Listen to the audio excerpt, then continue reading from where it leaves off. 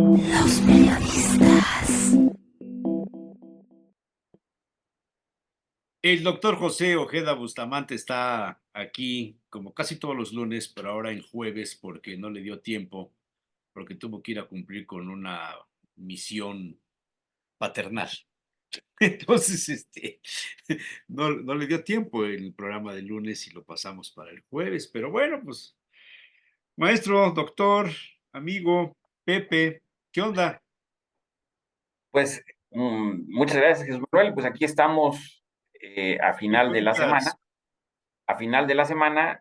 que ya prácticamente eh, a dar a conocer el gabinete de la presidenta electa. ¿Por qué dar a conocer un gabinete con muchos meses de anticipación?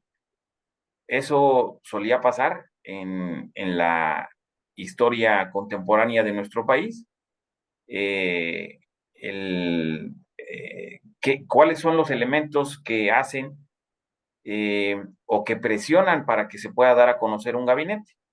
Un primer elemento tiene que ver con lo que pasó después de ese desliz que tuvo el presidente de la Cámara de Diputados al referirse respecto a las reformas, que ahorita justamente ese es el otro tema que vale la pena discutir, ¿Eh? de las reformas y sobre todo la reforma judicial, una reforma que si lo vemos desde cierta óptica, pues tiene que ver con una reforma radical, una reforma de entender de otra manera al ámbito judicial en México, al Poder Judicial.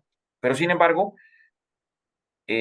regreso al tema de por qué un gabinete, porque probablemente hoy jueves ya se dio a conocer o esté por darse a conocer eh, este, este gabinete. ¿Será completo el gabinete? ¿Serán unos nombres de algunas personas que van a integrar el gabinete? A mí me parece que será esto segundo, porque es difícil que des a conocer completamente tu gabinete. Primero, las personas que te van a acompañar no tienen que ayudar, o más bien, no tienen que quitarte reflectores. Te tienen que ayudar y te tienen que sumar a construir el proyecto que tú estás deseando para México. Si entran personajes como los que ya se han mencionado, como en el caso, ¿tiene cabida o no tiene cabida Marcelo Ebrard? O Marcelo Ebrard, como lo ha señalado, ¿tiene cabida o no? ¿Tiene cabida Juan Ramón de la Fuente? Pues claramente sí, ¿no? Claramente es uno de los personajes clave en este equipo de transición. Siempre los equipos de transición se vuelven el gabinete. Entonces, por eso hay veces que ni siquiera hay necesidad de decir quiénes van a ser las personas que te van a acompañar en tu gabinete, si solamente mencionas quiénes son tu equipo de transición, como en el caso poblano, que también obliga el contexto nacional a que también en Puebla se abran las cartas de que van a acompañar a Alejandro Armenta en Lo cual su... es bastante prudente porque te permite saber con quién vas a estar trabajando y en esto de la entrega-recepción, creo que es fundamental, mano, que se sepa quiénes van a ser las personas que se hagan cargo de las carteras. Es, Sí, es acaba con el fundamental. tapadismo, ¿no? Creo que es interesante, Pepe. Sí, es importante, sin embargo, no es determinante. Es decir, al final tu equipo de transición sabes que va a ser el gabinete. Pero sin embargo, a mí me parece que en el contexto nacional, lo que está obligando a Claudia Sheinbaum Pardo a que dé a conocer y diga y refiera que ya va a mencionar su gabinete, tiene que ver con las presiones que se están generando Claro, claro, porque hay y que, filtraciones, se han hecho filtraciones de todos lados sobre quiénes van a estar integrando el gabinete. Hay muchas fake news sobre este asunto y eso trae como consecuencia el desestabilizar a un gobierno que todavía no sale y un gobierno que todavía es no correcto, entra. es correcto, porque eso justamente lo que está pasando es que pareciera que en Claudia Sheinbaum le están minando su llegada, de alguna manera. Y le están minando su llegada en dos elementos fundamentales. Primero, en la parte económica y en Claro, segundo, en el rumbo que pareciera que es lo que debe tomar el país en cuanto a estas reformas estructurales. Estas reformas sí son estructurales que se pueden establecer en el mes de septiembre. Entonces, estas dos cosas aparentemente es minarle, pero para que no se pueda minar, ¿qué es lo que debe de establecerse? Pues esto que tú acabas de mencionar, vamos a darle certidumbre, pero para que pueda dar certidumbre, eso es interesante, Jesús Manuel, pues tienen que ser las mejores personas, las más probadas, las más honorables, porque no puedes mandar un gabinete que te genere dudas, porque seguramente esas dudas que se generan, va a haber un desgaste, si hay indeseables, si hay personas que no cumplen cabalmente lo que se establece en el área que va a desempeñarse, pues seguramente no va a llegar a ser el secretario de Estado en esa posición. Por eso los gabinetes no se dan a conocer, porque hay un desgaste previo de esos actores. El que ya ganó tiene ese bono democrático y tiene esas posibilidades de que ponga quien ponga, el que fue electo es el que tiene, por mandato de ley, pues es el que tiene las atribuciones para poner a quien quiera. Por eso no hay necesidad de dar a conocer el gabinete, porque el que tiene las facultades no son los partidos políticos, no es la sociedad, no es la ciudadanía, ¿sí? No son los grupos empresariales, no son los organismos internacionales, es el que fue electo el que tiene esas posibilidades. Pero cuando se dan vacíos, cuando se da una incertidumbre y esa incertidumbre se empieza a generalizar, pues tienes que nombrarlo como lo está diciendo o sea, Claudia Sheinbaum. el hecho de revelar el gabinete antes de tiempo, según las costumbres del antiguo y aceptado sistema político mexicano, ¿para ti son Pues, síntoma de presión externa? sí, es correcto. Y es una presión que no había necesidad, pero una presión que a todas luces lo que también es generar certidumbre al próximo gobierno y sobre todo certidumbre en la lógica económica, porque en la demás no tienen la mayor complicación, el Poder Judicial pues está desgastado, políticamente está deslegitimado, entonces no hay necesidad de intervenirlo, más bien, no tienes que generar una, no tienes que generar una percepción de lo que vas a hacer en el ámbito judicial, porque de por sí ya hay un desgaste generalizado que se ha encargado López Obrador de hacer. Pero en la lógica internacional, en la lógica económica, ahí sí, porque pareciera que estás eh, minando, o más bien estás generando elementos que van contra las inversiones, que van contra los derechos de propiedad, porque ¿cuál va a ser la certidumbre de un empresario, sobre todo de estos machuchones, como dice el presidente? Pues es que si ya no invierto aquí, porque aquí ya no me están dando condiciones, o empiezo a generar, ¿sí?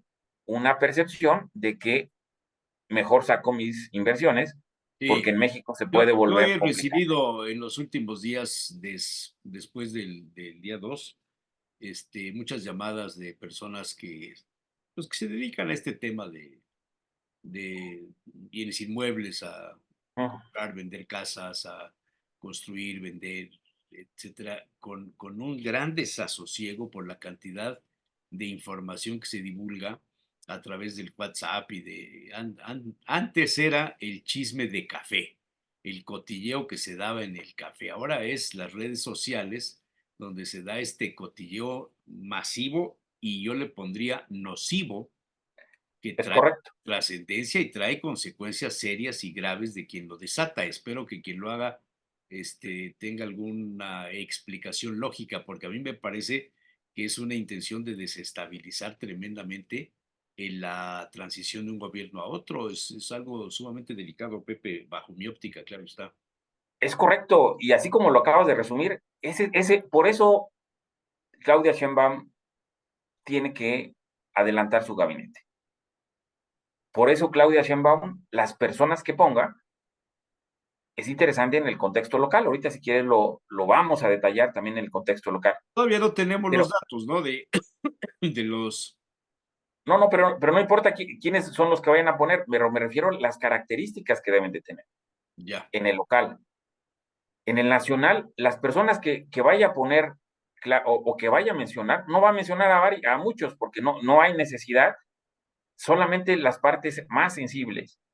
Y las partes más sensibles, me parece que tiene que ver, desde luego ya dijo quién va a continuar en la Secretaría de Hacienda. Y eso ayudó en gran medida, pero tampoco ayudó lo suficiente, porque con ese aviso, con esa ratificación, hubiera sido suficiente para que ya pasaran las cosas de manera normal. Significa que no fue suficiente el aviso, la ratificación del secretario de Hacienda. Significa que no es suficiente esa persona en los mercados, en lo económico, no es suficiente. Entonces significa que tienen que venir otros elementos más adicionales. A mí me parece que quien vaya a quedar en la Secretaría de Relaciones Exteriores también debe ser una persona que cumpla cabalmente con estos elementos. A mí me parece que el mensaje que dé Claudia en las personas que vaya ella a mencionar que van a quedar en su gabinete, tampoco significa que es un hecho, porque probablemente, como lo te decía, probablemente en el camino se desgasten o cambien, ¿sí?, las condiciones, porque que ella lo diga no significa que va a ser un hecho, porque la única que puede poner y quitar es ella, ¿sí? Entonces, a mí me parece que el secretario de Relaciones Exteriores es necesario que se dé a conocer, pero también otros elementos. Por ejemplo, a mí me parece que el secretario de Salud también es importante. Ahora también en lo que representa el IMSS, que ya se volvió más importante que la Secretaría de Salud, con todo lo que representa el IMSS y Bienestar. ¿Qué va a pasar con la Secretaría de Seguridad Pública? ¿Qué va a pasar con el secretario de la Defensa Nacional? Sí, son cargos, sí. Ahora, la Secretaría de Economía es importante. A mí me parece que no necesariamente es relevante el que va a ser el secretario de Economía, pero sin embargo también se podría dar a conocer quién va a ser el secretario de Economía. ¿Qué otro secretario dentro de este contexto puede ser el que dé también señales importantes? A lo mejor el secretario de la Función Pública, ¿sí? Si se ratifica o no se va a ratificar, pareciera que en lo que se ha filtrado, pareciera que hasta quieren que se ratifique. Pero también en el SAT, ¿quién va a quedar en el SAT? ¿Sí? Es decir, no necesariamente el gabinete, solamente el gabinete, sino también el gabinete ampliado. Hay algunos cargos que son fundamentales para lo que representa el desafío para Claudia Sheinbaum, ¿sí? Entonces, desde mi punto de vista, con toda la coincidencia que tú comentas, el que lo mencione esta semana es por todas las presiones que hay y le dé certidumbre a su llegada en estos próximos días, en estas próximas semanas, que debe tomar ya más un papel protagónico, aun cuando le queda tiempo para llegar. Ahorita ha sido un desgaste innecesario desde mi punto de vista, sobre todo porque se dio a conocer que van a echarse a andar las reformas cuando falta mucho Ese tiempo. es el tema fundamental, las reformas. Y quizá estas decisiones de lanzar al gabinete, de anunciarlo, de adelantarlo, como le quieras llamar, formen parte de esta cortina de humo. Eso es lo que iba a mencionar en este momento. ¿Por qué una cortina de humo? ¿Por qué un distractor ahorita? No sabemos. A lo mejor tú sí.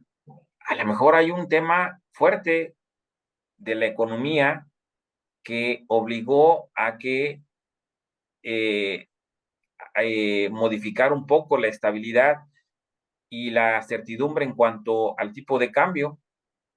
¿sí? Porque eso es lo que más se movió.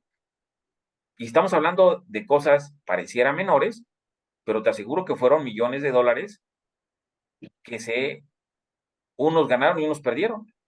Pero ¿Quién se esos benefició? millones de dólares son ese capital que también es volátil, que no tiene patria, que es el especulativo, los inversionistas internacionales, pero ¿tú crees que Carlos Slim haya sacado su dinero? ¿Tú crees que los bancos extranjeros, BBV, Santander, HSBC, etcétera, han dejado de contemplar su presencia en este país? El lunes pasado se dio a conocer una inversión de Audi y Volkswagen de más de 2.000 millones para los autos eléctricos en Puebla. Querétaro está jalando una cantidad de inversiones extranjeras tremendas. Yo no veo que los inversionistas formales, serios, dejen de pensar en que México es un buen terreno para invertir. Los especuladores, el capital volátil de la especulación, ese es en todo el mundo, es lo mismo, Pepe.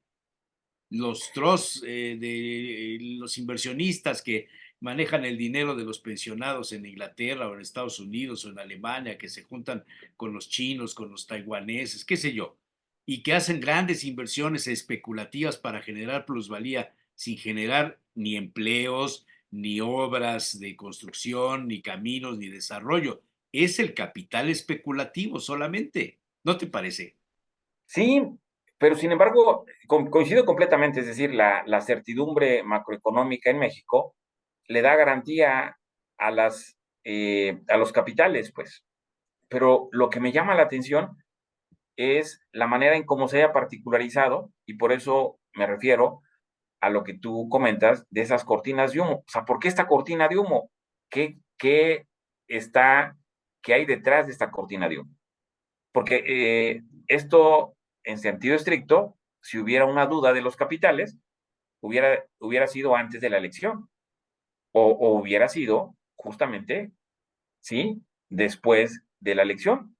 Fue hasta que se pronuncia el presidente de la Cámara de Diputados, que cuando se dan todas estas modificaciones radicales, bueno, no radicales, que tiene unas variaciones significativas. A mí es cuando me genera esa duda de esa cortina de humo, ¿por qué en este momento? Porque, y también lo decías muy bien, las especulaciones y quienes están cayendo en esta tierra fértil, si esto hubiera pasado antes de las elecciones, hubieran tenido el mejor incentivo, pero no lo tenían, y ahorita lo tienen, y estas campañas fake han sido más efectivas que durante la campaña, Sí, sí, sí, sí. y ahorita en estas semanas ha generado más incertidumbre que lo que generaron todos estos mercadólogos que utilizaron las fake news en la campaña y que no les funcionaron. Ahora bien, a mí me parece que también pudiéramos analizar que se está adelantando el escenario de septiembre. Es decir, que si nos llevamos este debate desde ahorita hasta septiembre, pues prácticamente va a estar completamente socializado, va a estar completamente discutido y solamente va a ser mero trámite en septiembre aprobarse o no aprobarse o modificarse parcialmente las reformas que se van a establecer en el mes de septiembre. Y me parece que eso también puede ser el estilo del presidente de llevar en su máxima expresión este tema completamente anticipado. Bien. Y en septiembre no va a haber ninguna modificación, pues porque ya se dieron. Bien. ¿Cómo ves el tema de la reforma judicial? ¿Qué impresión tienes de esto? Yo no soy abogado, no tengo la menor idea de cómo se maneje el asunto. He platicado con gente que está a favor y otros que lo critican severamente. He encontrado más críticas severas, quizá con fundamento, yo no le entiendo mucho, que se va a quitar el tema de la concentración, bueno, que no haya la concentración de poder en una sola persona, sino el equilibrio de los poderes, la división de los poderes. Me hablan de que se necesita personal de carrera, que los jueces, que los ministros, que la gente que se desarrolla en el Poder Judicial deben ser gente de carrera. Y yo, que no entiendo nada de esto, simplemente me puse a pensar que yo tuve a un tío lejano que era un abogado muy importante de Puebla, que era juez, y que el tío este llegó ahí porque mi tío el general se lo pidió al que era gobernador. Y me pongo a pensar que los gobernadores que han llegado nombraron magistrados del Tribunal Superior de Justicia de mi estado a personas que nunca habíamos visto tomar café ni en el Aguirre, ni en el Royalty, ni en el Alameda, ni fueron a los bailes blanco y negro de la Cruz Roja en el Hotel Lastra. No pertenecían a la sociedad poblana y de repente llegaban personajes de México con los gobernadores que llegaban de México y los nombraban magistrados y les encontraban cualidades insospechadas. Y entonces todos los magistrados poblanos y los diputados poblanos doblaban las manos y decían lo que el señor gobernador diga. Y se eligió así a una cantidad de magistrados que ocuparon la presidencia del tribunal a modo del gobernador. Yo me acuerdo de eso. Me acuerdo de un chamaco que era mi vecino, que era hijo de un abogado muy importante, que su papá lo mandó a estudiar a la escuela de Derecho de la UAP y antes de que saliera le consiguió trabajo en el despacho de un conocido juez muy famoso.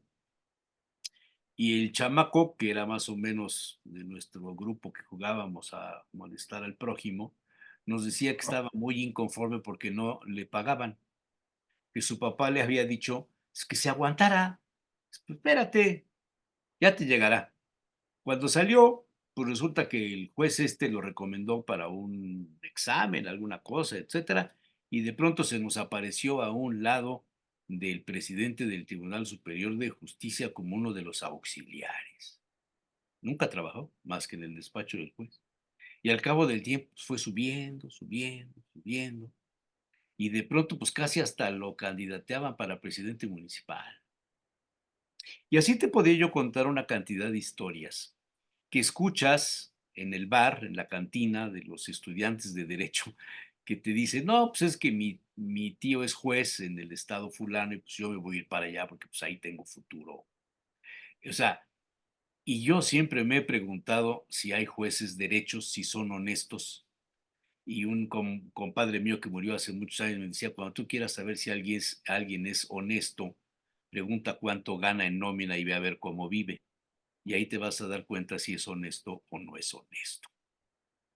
Entonces, a lo que voy es que el sistema judicial que yo conozco no brilla por la honestidad ni por la capacidad en mis épocas. No sé hoy día. Brilla por el amiguismo, por el compadrazgo, por el influyentismo y por la corrupción. Ahí te la dejo. Fíjate que tienes toda la razón.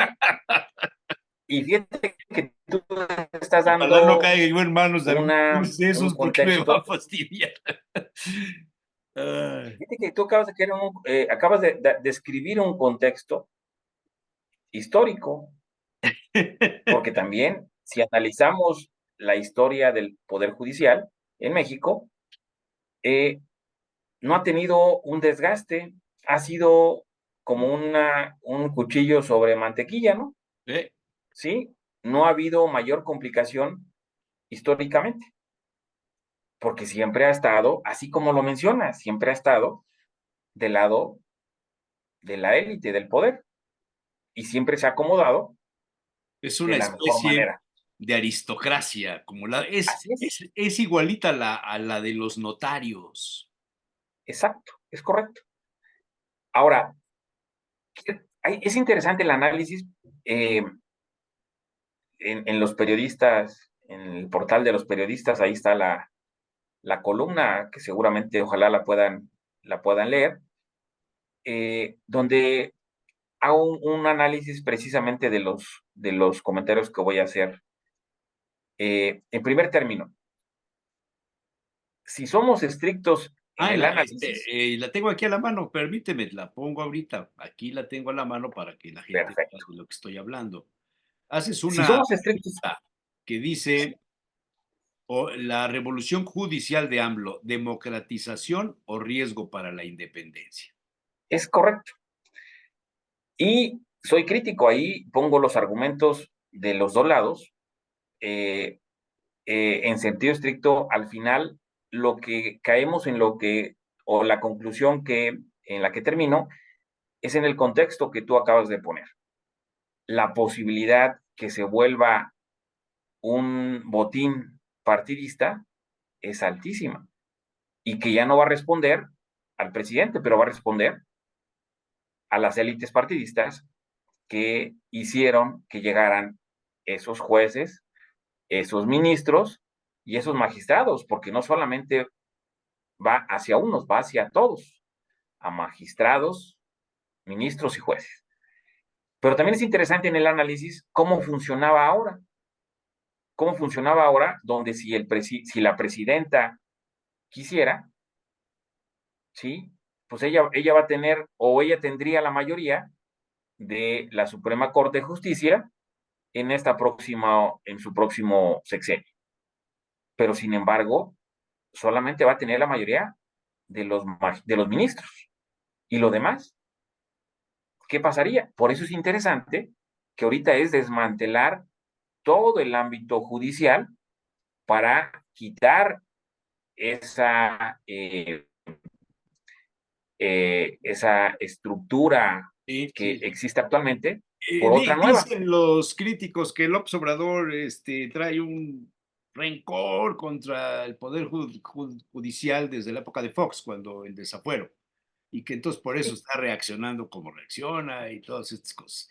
Y también dicen los críticos que esto de elegir a los jueces te deja abierto el camino para que el crimen organizado pueda meter a sus jueces leales. Y ahorita no pasa. Entonces, por eso se vuelve interesante. Es decir, ahora van a llegar Todos los que los cubrimos policía, yo comencé en el periodismo hace 50 años, en el 74, y cubría yo los sábados y los domingos la fuente de policía.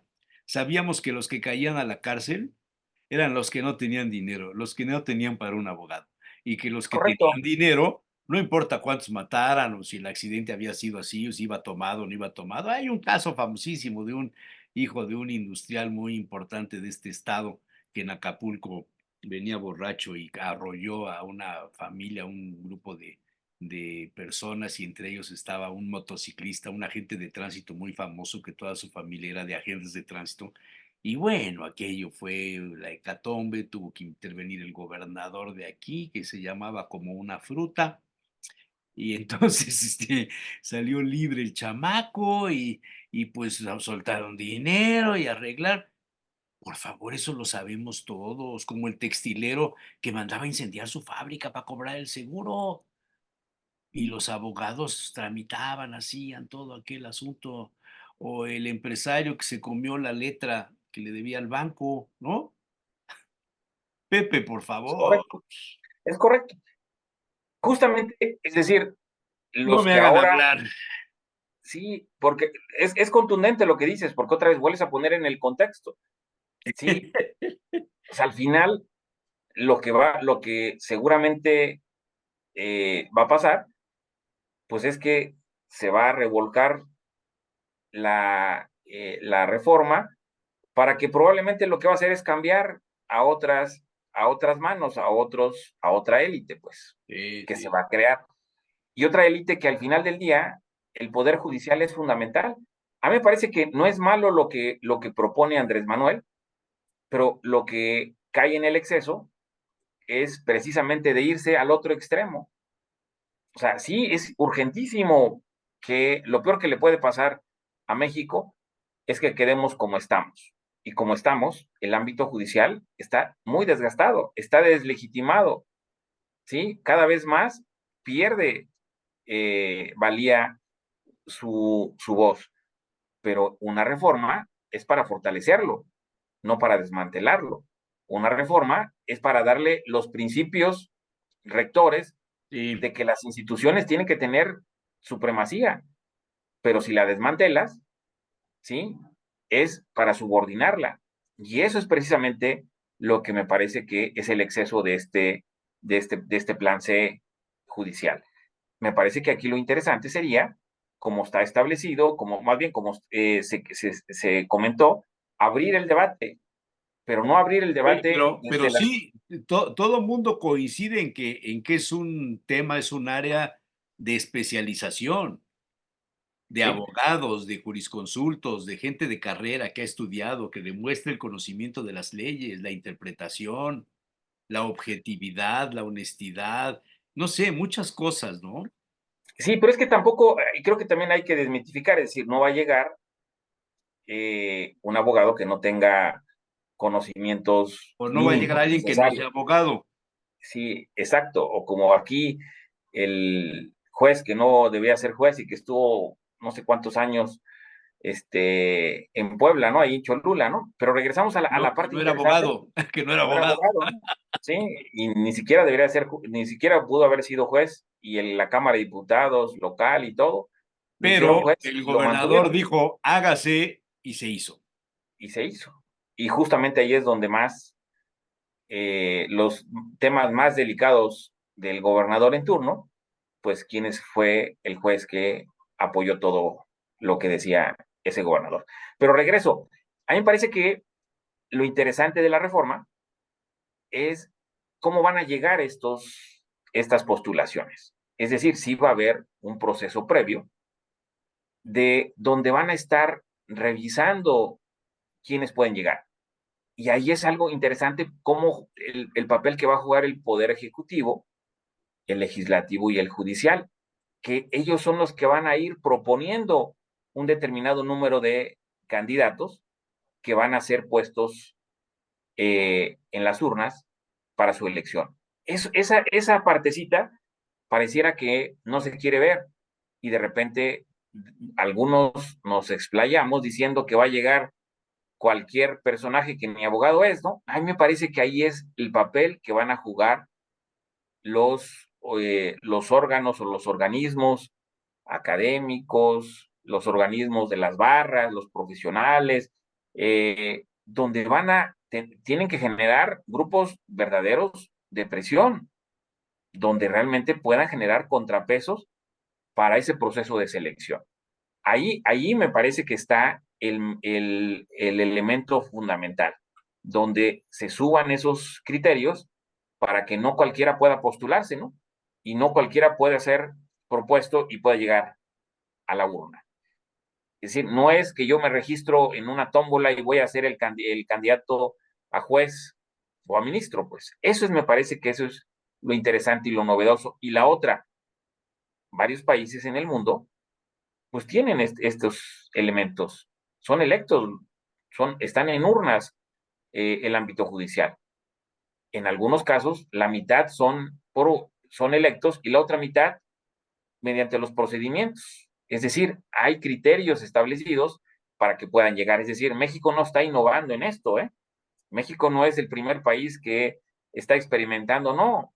En gran parte de democracias consolidadas tienen estos principios. Por eso, no es una ocurrencia de Andrés Manuel. Por eso ha utilizado estos criterios que se asemejan a otros países, a otras democracias. La diferencia, pues que ellos o estos de países tienen años eligiendo así a su poder judicial. En México es algo completamente disruptivo en este momento. No hay Pero las es bases, histórico, pues. es desde la independencia, desde la creación de la República, el sistema judicial, el poder judicial más que el sistema, han estado dominados por determinadas familias, determinadas castas privilegiadas que se van heredando los unos a los otros. Y así se sienten ellos, ¿eh? Ese es el Sí, tema. O sea, así como se los sienten. notarios. ¿Eh?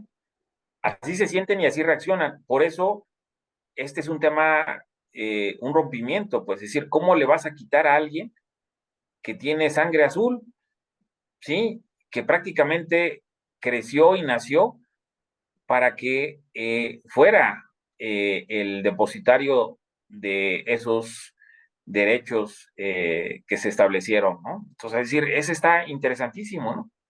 Y por eso no se ve, por eso el ámbito judicial es una caja negra, es una caja oscura, porque lo que pasa ahí, el ciudadano no tiene ni idea de lo que pasa ahí, ¿sí? ¿Cómo funciona? ¿Cómo se mueve? ¿Qué hay ahí?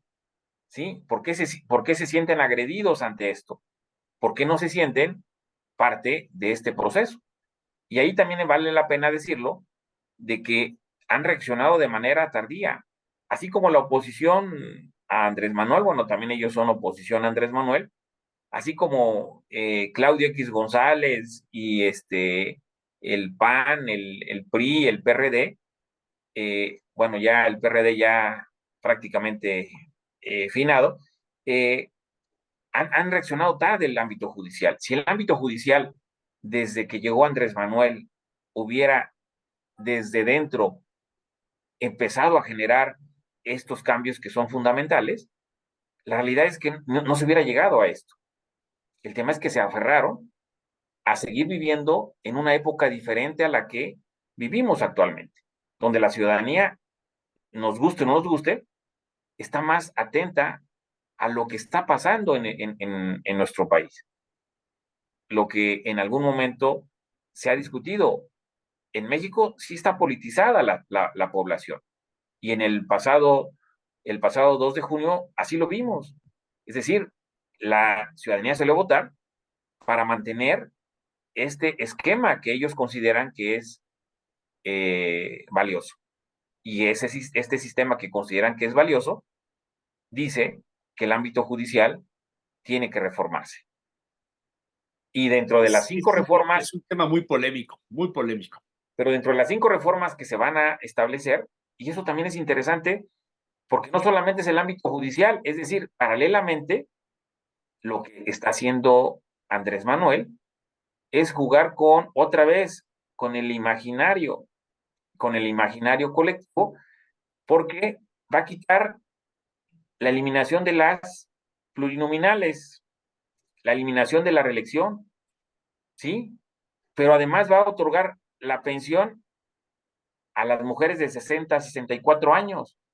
Y además va a reformar la ley del ISSSTE, que buscará, bueno, que va a aumentar el pago de pensiones a maestros y maestras, pero también va a dar becas a estudiantes de educación básica, es decir, se va a legitimar la reforma del Poder Judicial, rápidamente se va a legitimar, porque va a haber otros beneficios a la población que van a decir que es parte de esa reforma judicial. ¿Sí me cachas? Es decir, no solamente va a lanzar la reforma al ámbito judicial, sino paralelamente va a lanzar más programas sociales, va a lanzar más recursos, ¿sí? Que han criticado o se ha criticado mucho de ese bastión que tiene Andrés Manuel, porque juega con la percepción de la ciudadanía. Y así, imagínate si va a haber más privilegios para los que menos tienen, pues van a estar más contentos de lo que esto representa. Caray. Muy difícil. Sí, a mí me parece que sí es complejo, o sea, porque, por ejemplo, que desaparezca, es interesantísimo que desaparezca el Consejo de la Judicatura. En la judicatura. Ese es un tema fuerte, complejo, porque esto lo quitas, pero ¿qué pones en su lugar, no? ¿Sí? Y lo que pones en su lugar, pues es una instancia que no está aprobada, una instancia que no tiene todavía pies y cabeza, ¿no? Y entonces, lo que vas a hacer, vas a sobrecalentar, ¿sí? Vas a este tribunal de disciplina judicial, que le das los poderes del Consejo de la Judicatura, ¿no? Sí. Le amplías los poderes, pero no tienes control de ello. O sea, juegas desde una lógica donde no tienes controladas todas las variables, ¿sí? Como con el tema del ejército, de que está en las calles, ¿no? Le das al ejército todos los poderes y después, ¿qué vas a hacer, no? ¿Sí? Sí. Así me parece que con el ámbito judicial hay elementos donde en unos años puede ser contraproducente. En este momento, desde mi punto de vista, como te lo decía, lo mejor que le puede pasar a México es que exista una reforma judicial, no con las características completamente como lo propone Andrés Manuel, pero sí ayudaría, oxigenaría y le va a tocar al ámbito judicial, pues establecer sus propios equilibrios para estar a la altura de lo que representa no Andrés Manuel ni Claudia, de lo que representa la ciudadanía. Fíjate que por ahí también me hicieron llegar algún comentario que me despertó curiosidad. ¿Qué pasará en este tránsito donde hay cantidad, miles de casos archivados ahí que los jueces no avanzan? Se puede prestar a las sentencias rápidas eh, provocadas por algún estímulo económico de parte de alguna de las partes. El ¿Sí? último gran negocio de lo perdido, lo que aparezca, dirán algunos jueces. Sí, es correcto. Esa parte eso es fundamental, pues, o sea, el tema de los dineros, así como en el crimen organizado. Eh, ¿Por qué existe el crimen organizado? No porque quieran vender droga o armas. ¿Sí? El crimen organizado existe porque es negocio, hay dinero, Claro, claro. ¿sí? Y por eso en muchos lugares, y también aquí lo hemos platicado, la mejor fórmula para combatir al crimen organizado es a través de los flujos económicos, ¿sí? Pero también lo hemos analizado y lo hemos platicado, pues qué banco no va a querer lavar ese dinero, ¿no? Todos quieren Hombre, que esté bancarizado, ¿no? por ¿Sí? favor, Y así también en este tema, es decir, en el ámbito judicial, pues las toneladas de dinero que se mueven son impresionantes. claro, claro. Muy Pues bien. eso, Don José Ojeda Bustamante, muchísimas gracias. Nos vemos la próxima semana. A ver si el lunes estás. con mucho gusto, que estés muy Lástima. bien. Excelente fin de semana. Hasta Fuerte luego. abrazo. Gracias.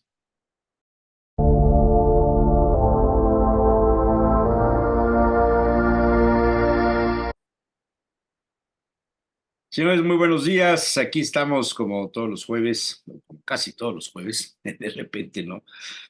Con la mesa de los jueves que hoy, por causas de fuerza menor, porque no son mayores, pero por razones personales, Aida Manso Maldonado no estará con nosotros, pero aquí está don Olito Montiel y el doctor Víctor Gómez, que se ve que hoy sí estudió, que hoy sí se puso los audífonos, ya todo está listo. Pues nada, señores, soy todo oídos. ¿Qué me cuentan? ¿Qué me dicen?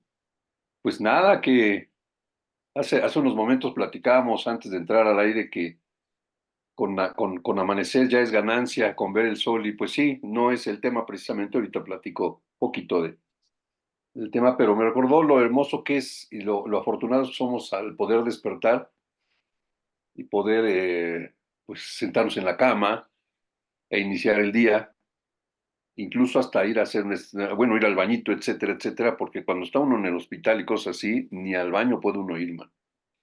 Y ahí es cuando uno extraña el estar bien, quizá no al 100% saludables ya, ¿verdad? Porque a estas alturas del partido no faltan la presencia de algunos achaques, pero bueno, así las cosas. Iniciando este día, este jueves, con un sol lindo, un cielo despejado, y bueno, pues esperemos que las anunciadas lluvias no sean tan fuertes.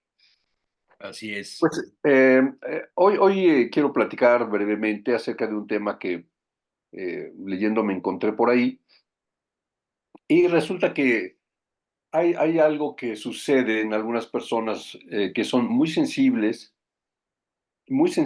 sobre todo a las obras de arte.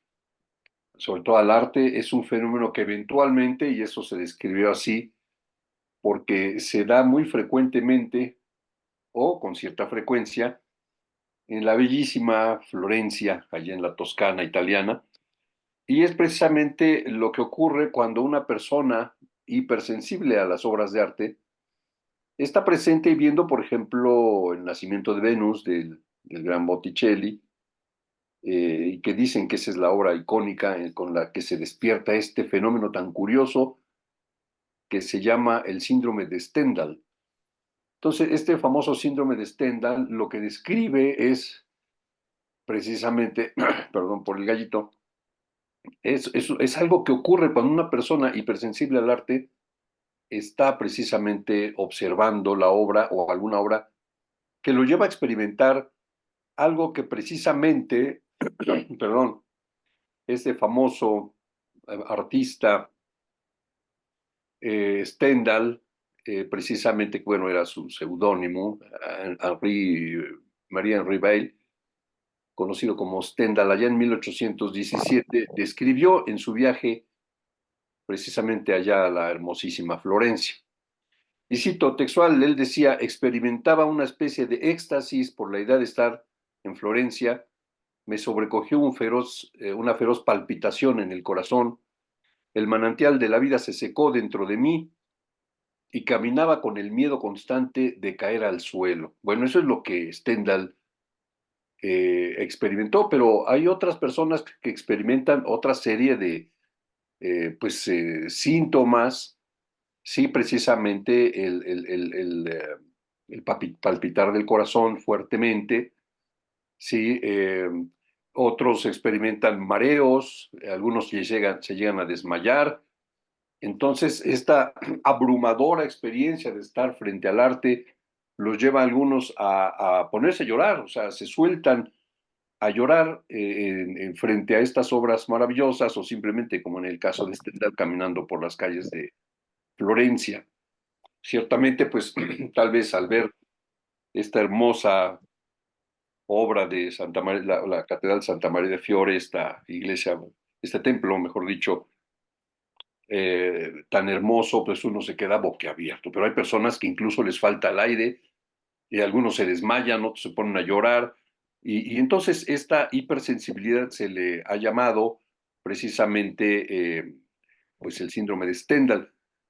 Según algunos, como cito aquí a la BBC, Simonetta Brandolini de ADA dice que se presentan alrededor de 10 o 20 veces al año allá en la Toscana, sobre todo precisamente con las obras de Botticelli. Es algo que, pues, sobre todo con el nacimiento de Venus, ¿sí? Incluso se llegan a desatar ataques epilépticos, así lo comenta un tal Eike Schmidt, director del Palacio de la Galería, de la maravillosa Galería Uffizi.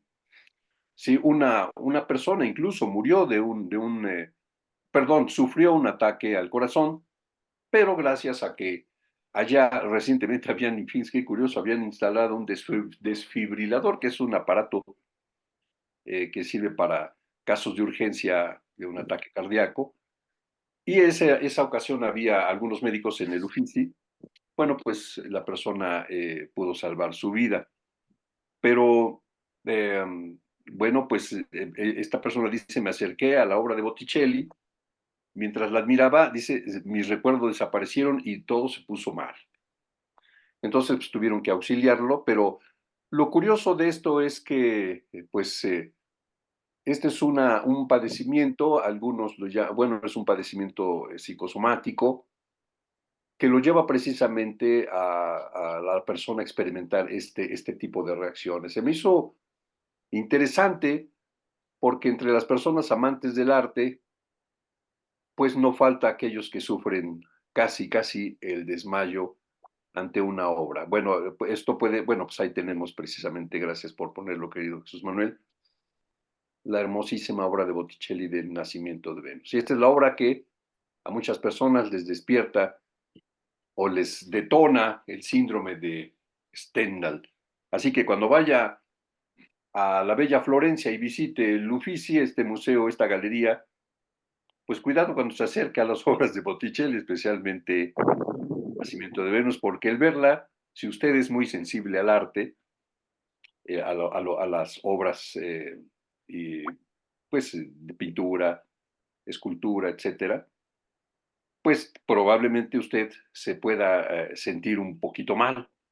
Si usted sufre mareos y siente que algo le está pasando, empieza a sudar, palpitaciones, dolor de cabeza, le cuesta trabajo respirar, pues probablemente está siendo víctima del famosísimo síndrome de Stendhal. Así que bueno, miren ustedes, ahí está esa bellísima obra. Los rostros de Botticelli son Bueno, particularmente. era un autor con una capacidad de registro de los rasgos, de Sí, las caras, ¿no? Era sí, totalmente figurativo. Esto es muy interesante. Yo creo, fíjate que es un tema que pocas veces tocamos, pero sí. esto de la sensación o la impresión que te deja el arte, el admirar el arte, necesita de una preparación, necesita de un conocimiento, de formación, de saber ver, Sí, apreciar. Y por es muy desgracia cierto. hemos perdido la capacidad de apreciar y de saber ver. No sabemos ver. No sabemos ver, cierto, porque si uno va a este museo donde está, por ejemplo, pues no sé, alguna obra de Picasso, allá en Pero es España. diferente, fíjate. Pero te voy a decir por qué. Porque si alguien ve una obra de él, va a decir, ay, pues mi sobrina hace mejores cosas, porque no hay una pizca de apreciación de lo Ajá. que implica la obra de Picasso, ¿no? Un retrato, algo así. Entonces, ciertamente hay que tener elementos para captar, para ser sensible y para conocer los elementos fundamentales de una obra de arte, de una pintura, de una pieza musical. Hay piezas que a mí particularmente me sacan las lágrimas, ¿no? Por ejemplo, la famosísima aria, si no me equivoco, es de la obra de Turandot, pero especialmente cantada por el Pavarotti, la de Nessun Dorma, pues, varias veces me hace llorar, literalmente, me llega profundamente, ¿no? Mira, Esa nada otra más personas no un diga nada. ejemplo, por un ejemplo, es que Florencia tiene, Oh, y sí hay cosas que necesitas mucho tiempo para reflexionar esto, pero sí, sí, esta es una de las áreas de la Galería sí, Uffizi. sí, sí, sí. No sé qué hay, o sea, desconozco los cuadros, habría que Sí, entrar en el detalle, pero pues es que, o sea, parado ahí en el centro, comenzando por el piso, comenzando por el diseño del sí. piso, de los colores, de la armonía que guardan, las proporciones, la estética, y te vas al conjunto de las cosas No, no, no, y no. dices, oye, ¿qué onda? O sea, esto de dónde salió, Sí, ¿no? sí, sí, sí, va más allá de las palabras, son obras, son experiencias, mejor dicho, que llevan a una experiencia más allá de las palabras. No se puede describir tan fácilmente, son inconmensurables, son algo que no se puede narrar fácilmente, solamente los poetas, ¿no? Los escritores, los poetas pueden describir lo que quizá a otras personas nos cuesta trabajo, pero quizá no es necesario expresarlo, solamente experimentarlo, sentirlo, porque estar ahí y ver esas maravillosas obras es una lluvia, una tormenta de belleza la que uno vive y de veras uno puede sentirse abrumado Esta es la famosa obra El Tribunal de Uffizi, de mira, Johann Sofani. wow, O sea, este es un cuadro, no es una fotografía de la cierto, galería, es un sí, solo cuadro. sí, sí, sí, pero mira El nada más, tribunal, el tribunal, que son estos personajes acá ataviados con ropajes sí, elegantes, eran la academia. De ahí viene el concepto de los académicos en el arte, que eran los sí, que juzgaban y decían si era valedero, si no era valedero, si podía exponerse, si cumplía con los requisitos, si se conservaba la proporción entre lo humano y lo divino, toda esa serie de cosas que, claro, que cambiaron radicalmente cuando surgen pintores del orden de Goya, por ejemplo, bueno, en el caso de España, ¿no? Pero en cada claro, claro, país fueron diferentes, que rompen con el criterio de la academia. sí, sí, Eso es muy interesante, ¿eh? sumamente, es muy, muy, muy interesante el mundo del arte que ha venido a, no sé precisamente si a menos, No, pero hay algunas obras actualmente de el arte arte, ¿no? va cambiando, ¿no? Mira, yo tengo mi arte aquí atrás, ahora sí que de tu arte a mi arte. Sí, claro, Es claro. una obra maravillosa de mi amigo Juan Sebastián Bárbara, que es única, Mira, que me la han pero tratado de fíjate, comprar muchas veces y yo, por supuesto, no la vendo. no, no, no, solamente quizá en caso de ultra Es una, necesidad. es una Virgen de Guadalupe, pero Mira, una concepción totalmente moderna. pero fíjate que me refería no a obras pictóricas de este calado, sino a exposiciones donde, por ejemplo, ponen un plátano colgado de un hilo. Esa es la obra de arte. Bueno, el extremo llegó, y no tengo los datos del autor, entre comillas, de una persona, de un tipo de estos que en una galería estaba un espacio vacío, y en ese espacio vacío estaba su obra de arte. Él decía que ahí estaba su obra de arte. Bueno, la locura de la gente llegaba a tal extremo de maravillarse en ese espacio donde no había nada. Entonces, o luego cuelgan un calzón, por ejemplo, o pegan algo ahí. eh, entonces, bueno, este tipo de expresiones, ahorita se me olvidó el nombre que tiene, este tipo de arte, pues ha sido seriamente criticado, ¿no? La obra que tú tienes atrás, pues no Bueno, se llaman instalaciones en algunos casos cuando son ah, efímeras, pero sí, hay cosas, híjole, es que te metes en los es detalles. una eh, subjetividad eh, muy grande, ¿no? Pero claro, hay una subjetividad sí, tremenda sí, en el sí, asunto. sí. Esta es una de las obras quizá más socorridas uy, a ver si se abre. Ay, todo el mundo pone la Mona Lisa, pero hay una obra, esta a mí personalmente me gusta mucho, El Grito, seguramente, Ah, sí, sí, sí, Edward Munch, ¿no? sí, El Grito, Oh, es extraordinaria. esta está en el Museo Británico. Sí, sí, sí. Ahí la dejé a guardar porque pues, luego es un problema. Este, El beso de Gustav Klimt Eso, de también, Klim, es esta la vi bellísimo, sí. hace muchos años. Derkus, El beso. Este Sí, es Picasso, que es el otro Guernica, bueno, asunto. la obra. Este es algo Oh, que me fascina. La joven de ese, la perla, del arete de perla, de Johannes Vermeer. Este ese es pintor una particularmente me encanta. verdaderamente, no sé, tiene tantas cosas.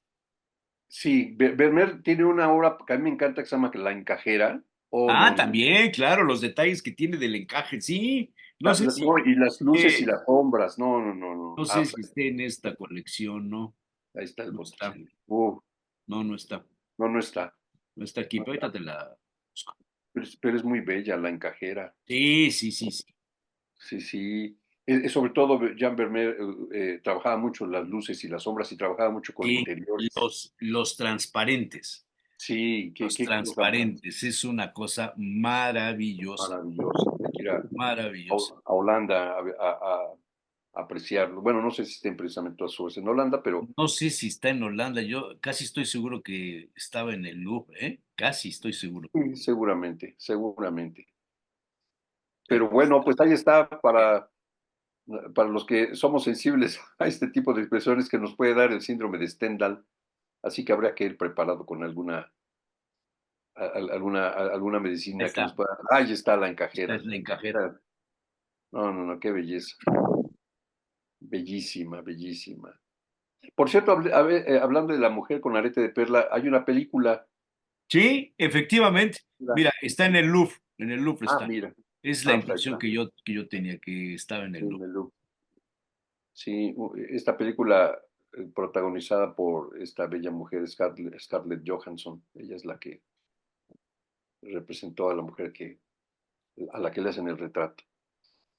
Pues vaya, los comentarios acerca del síndrome de Stendhal, que es diferente a otro tipo de experiencias emocionales que viven los famosos sensations seekers, así les llaman, que es en español es los que buscan emociones fuertes, como lanzarse en paracaídas, en ala delta, que buscan o tirarse de un puente, salto de base le llaman, que buscan emociones muy, muy, muy fuertes, pero son muy pasajeras, muy volátiles y son de otra naturaleza, no tienen que ver precisamente, o quizá tenga que ver con lo estético, pero es más el ir a ponerle el cascabel al gato de la muerte, no sé, el asomarse y exponerse a la posibilidad de morir en cualquier momento, y eso produce una descarga de adrenalina y otras inas muy fuertes.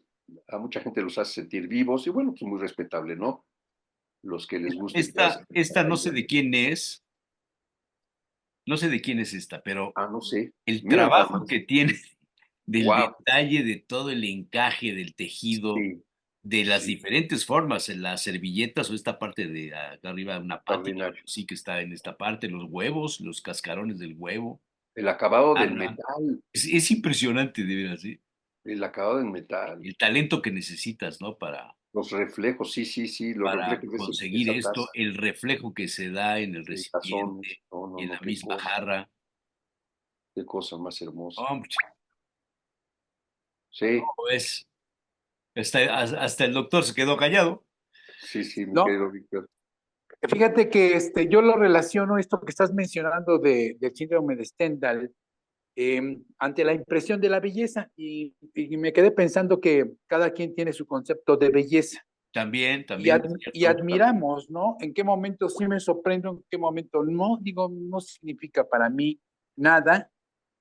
El hecho de ver la original Mona Lisa o la copia de la Mona Lisa me hace el mismo efecto, me quedé Es que pensando es en el eso, espacio también donde la ves. ándale. Es el espacio.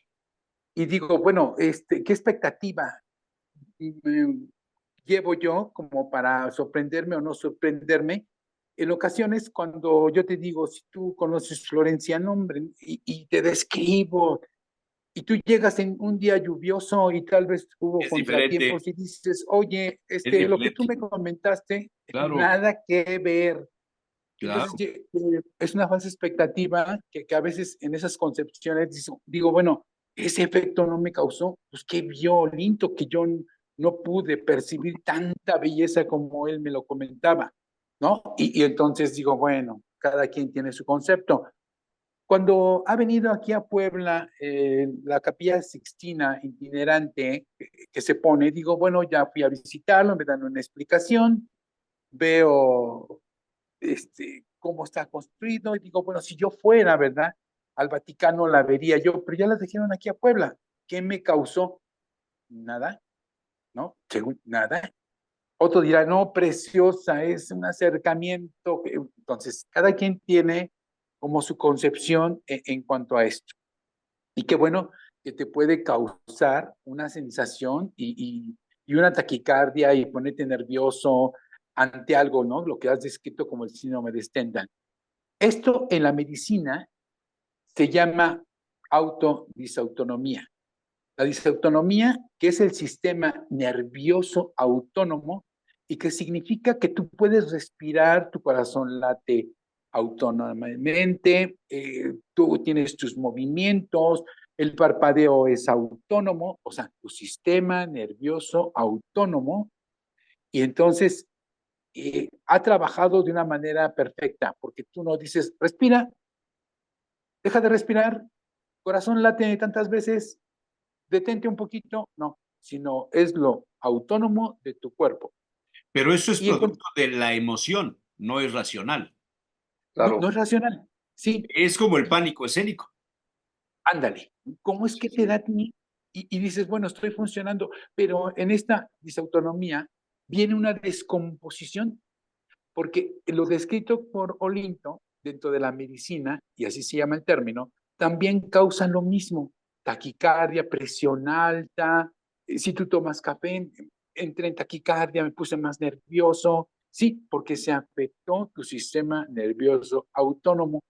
Entonces, a lo que voy es, te pones eufórico incluso con el alcohol, ¿no? Y dices, ay, me siento diferente con el alcohol porque esto me ha revivido, hasta siento como más calor, sí. Quiero comentar que en la medicina hay esta sensación y que dices, siento que me muero, algo me va a pasar, yo creo que me estoy infartando. O sea, hay una descomposición de ese sistema nervioso autónomo y que hay una explicación con esta belleza. Si tú hablas de una crisis de ansiedad, te lleva a lo que es la disautonomía, te descompones. Y es posible con esa explicación médica, es posible que ante la belleza y la sensación que te está produciendo ese cuadro y que para ti es maravilloso, venga esa taquicardia, Olinto. sí, sí, sí, ahorita que dices belleza, bueno, los flechazos de esos enamoramientos ultra rápidos, de que alguien vea a una persona y se da esa coincidencia y ese aprecio por la belleza, del rostro de alguien o de su completud, puede llevarlo a esa experiencia de, oh, Dios mío, qué cosa más hermosa, ¿no? Y pueda quedarse absolutamente capturado, flechado, dirían, por la belleza de alguien, ¿no? Absolutamente. Sí, sí, sí, sí, sí. Sí, tenemos reacciones, estas reacciones biológicas ante algo Sí, que nos llama la atención, que nos pone a sudar, nos pone nerviosos. Ves a claro, una persona y dices, no sé, y puede ser hombre o mujer, pero me siento intranquilo. claro. Me llenó mucho lo que vi, es una sensación, una energía, ¿no? Podríamos dar una explicación así, pero hay algo que sucedió en mí que me llamó la atención y fue de gusto. Sí. Por fortuna, pues no a todo aquel que ve una obra de arte, aunque sea sensible al arte, pues no sufre el síndrome de Stendhal. Son personas a las que incluso, no siempre, sino puede ser una obra particularmente, como en el caso de Botticelli, pero puede ser otra que le cause eso, ¿no? Que le cause esto. ¿Será necesario que, o sea, se dará esto entre las personas con un determinado nivel de cultura?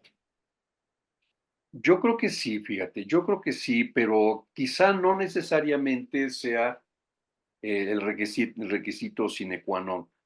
Yo creo que sí, estar familiarizado con el arte y especialmente con alguna corriente, ya sea la música, el teatro, o lo que sea, yo creo que sí, yo creo que sí. Oye, un atardecer, no una pintura, un Ándale, atardecer, ¿no? una En el tarde. mar y dices, ay, qué bonito se ve esto. Sí, No sí, sé, un puede paisaje llevarte hasta el natural. llanto, hasta las lágrimas. Ándale, Sí, sí, ándale, ¿sí? Yo sí, creo que se exacerban nuestras emociones ante a situaciones diversas, ¿no? No solamente sobre la belleza, sino sobre las circunstancias que tú estás viviendo, ¿no? Y sí, dices, eso me estremece. sí. Incluso este aprecio por la belleza en determinados fenómenos, como el caso de un atardecer, la luna, etcétera, lleva incluso al silencio, o quizá expresiones, a interjección, así expresiones rápidas, pero no es precisamente el síndrome de Stendhal, porque el síndrome de Stendhal ya causa una, pues, falta el aire, el corazón se me acelera y siento que me estoy muriendo, cayendo, desmayando, ¿no? Eso ya es, digamos, el pico grande de este tipo de experiencias. ¿Sí? Sabes la ansiedad que te produce, te hace este cambio en sistema autónomo, Sí, sí, ¿no? sí, sí, Te conflictúa y dices, me siento diferente, no sé qué me pasó. sí. Y vendrán todos estos cambios de los síntomas. Claro, puede ser una película, por ejemplo. Hay películas que lo dejan a uno impactadísimo. Dice, qué barbaridad, qué película. Que, por cierto, entre paréntesis, nota a pie de página. Recién vimos una serie española excelente, no sé si ya la vieron. Y verla me dejaba así, wow, qué excelente realización. Se llama El caso Asunta, no sé si ya lo vieron. Sí, como no. Qué barbaridad, Sí, una sí, miniserie es buena. muy, Asunta. muy buena, Sí.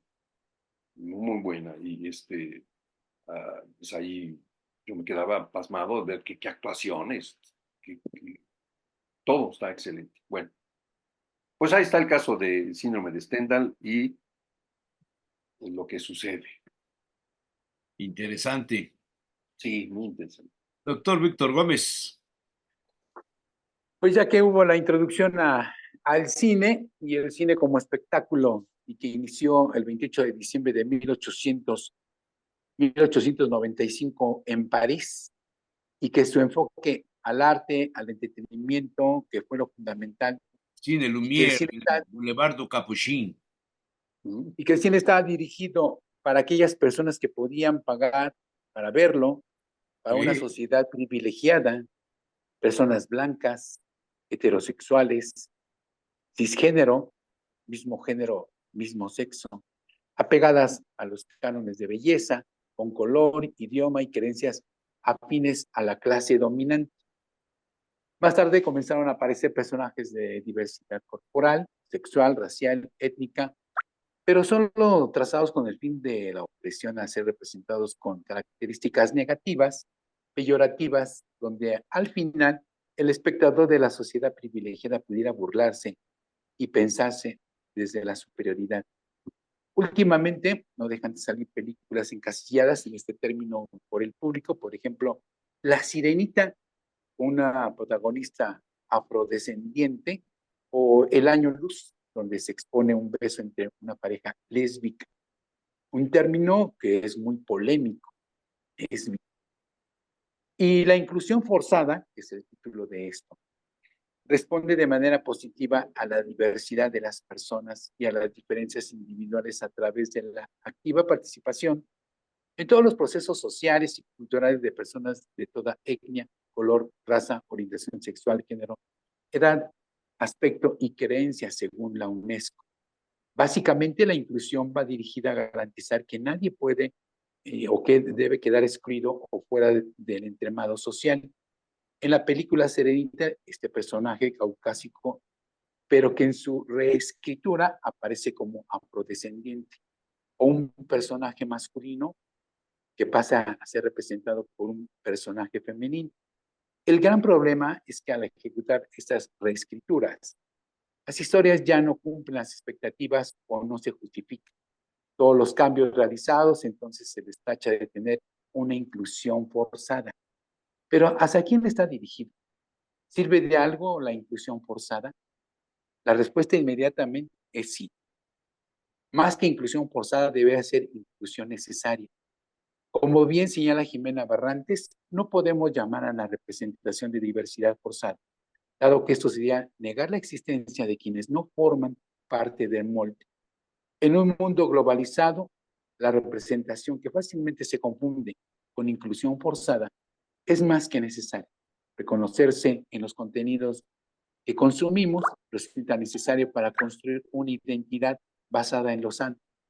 Para aquellas personas que pueden encajar en los moldes, también es necesario tener conciencia de la diversidad, de la equidad y la igualdad, pero no todo es color de rosa. La representación no sirve cuando está mal escrita. La inclusión es una estrategia de marketing. Muchas veces cae en el cumplimiento de una agenda donde, lejos de dar una buena representación, se siguen perpetuando los estereotipos, las historias, los personajes mal escritos, donde solo llenan lugares. ¿Cuándo llegará este cambio? Que las generaciones jóvenes empapen contenidos llenos de diversidad y que sepan de la existencia de aquellos espacios donde podrán tener una posibilidad para ver y para crear.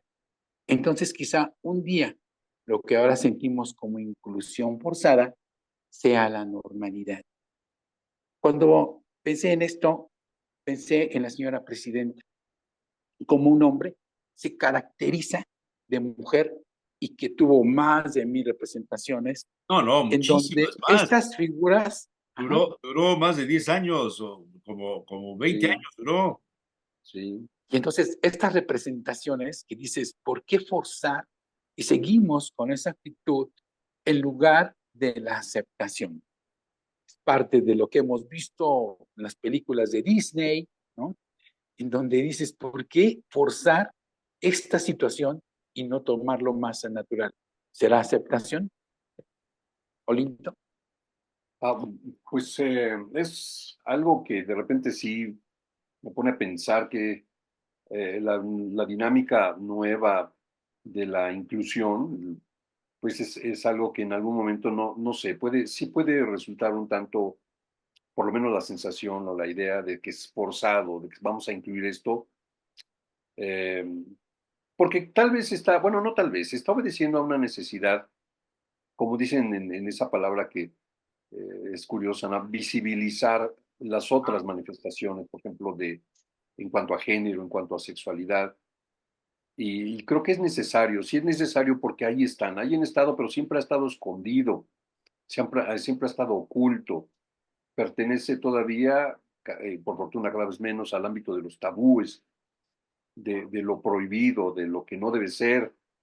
Yo recuerdo todavía, cuando era niño, que una niña le pregunta a su papá, oye papá, no era una niña, era una chica ya de 12 13 años. ¿Se puede saber si una mujer es virgen o no solamente con verla caminar? Y esta persona le dice, la próxima vez que me preguntes eso, te voy a reventar la cara con una cachetada. Entonces la chica quedó pues muy impresionada. Porque ese tipo de preguntas en aquel entonces, estamos hablando de los años 70, O antes. o antes era un pecado, pues hoy es absolutamente natural, por fortuna, por fortuna. Entonces, bueno, pues ahora la- las, eh, las variaciones en cuanto a la vida sexual, por ejemplo, pues cada día son más grandes. Antes era pues lo gay o lésbico gay y ya nada más. Ahora es LGTB o TTT varias y le ponen un signo más porque esto está aumentando la diversidad, por lo menos en la sexualidad es enorme ya. Que hay que incluir todo eso. Bueno, pues todavía a algunas personas les causa escorzor, inquietud. A mí, por ejemplo, sí de repente todavía no me convence de todo que vayan a dar clases de sexualidad humana, por ejemplo, a las escuelas de niños, que vayan a drag queens, sí sabemos qué pasa con las o los drag queens, y puede causar cierta incomodidad ver que una drag queen está dando o hablando acerca de la sexualidad humana a niñitos de kinder, por ejemplo. Es algo que mucha gente, padres de familia, se están oponiendo, pero otros dicen que es necesario. Creo que es un tema que causa mucha polémica. Las Pero bueno, modelos, la Fíjate que modelo, a mí lo que me causa es confusión.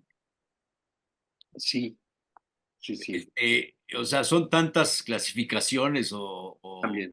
las diferencias son mínimas en el enfoque. Un día le hice una entrevista a ay, ¿cómo se llama? Zamora, Brahim Zamora. Mm, Brahim Zamora, hace muchos años, era el responsable de estos temas, precisamente de la biodiversidad sexual, de la diversidad sexual, de todos estos rollos.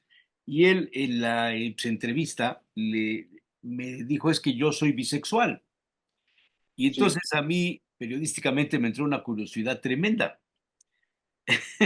No de sí, morbo, sino una curiosidad verdaderamente. Estoy hablando de hace más de 20 años de la claro. entrevista. Oye, eso de bisexual, o sea, ¿cómo descubriste que eres bisexual? Y entonces me dijo, entre otras cosas, dice, bueno, es que yo a veces soy homosexual y a veces soy heterosexual. Ujú, Y eso sí, sí, por ejemplo, hoy en estos tiempos, en estos días soy heterosexual, pero quizá mañana vuelva a ser homosexual. ujú. Entonces me entró ahí todo un rollo de ideas y de Sí, reflexiones y de cosas, que esto es lo que después se denominó, creo que queer, ¿no? Creo que por ahí va el sí, sí, concepto. Entonces ya ahora ya, comienzan otras aplicaciones de criterios y se van modificando y se va el pansexual, o sea, creo que lo menos común hoy día es la heterosexualidad de la normal, sexualidad. bueno, no normal porque está mal dicho, sino común y corriente, o lo que antes era común y ahora es corriente.